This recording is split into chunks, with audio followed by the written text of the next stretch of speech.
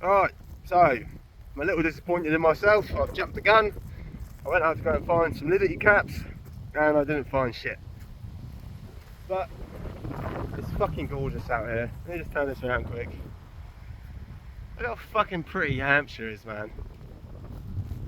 We are quite lucky, outside of the cities anyway. The cities suck.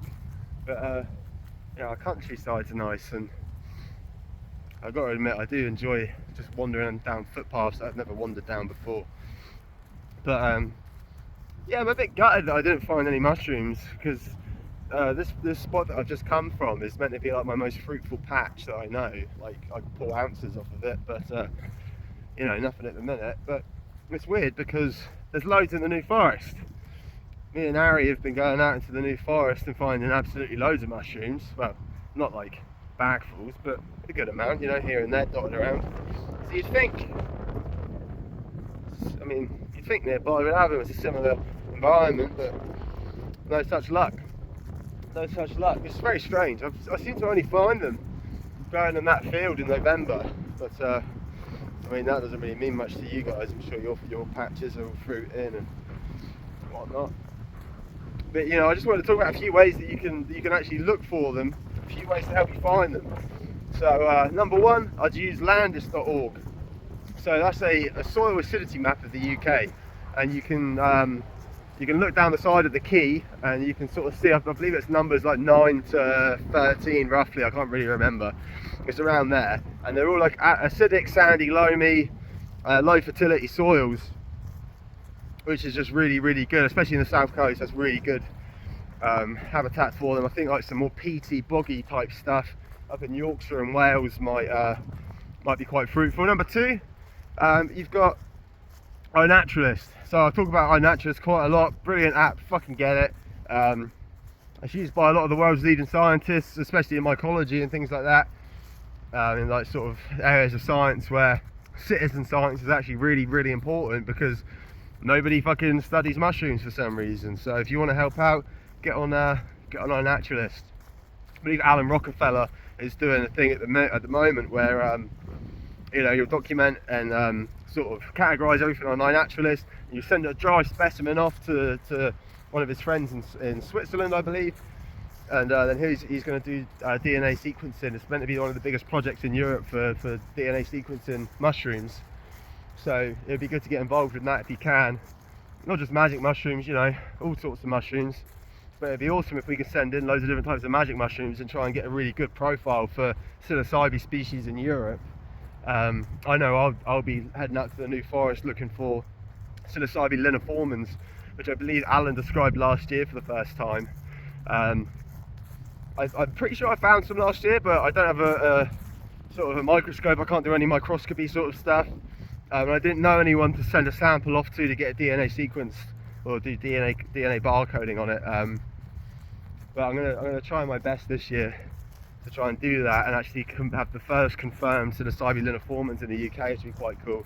One of my friends, they think he found a first of the species. I forget what it was now. I think it might be azurescence or something along those lines, which would be pretty cool to find those growing wild in the UK.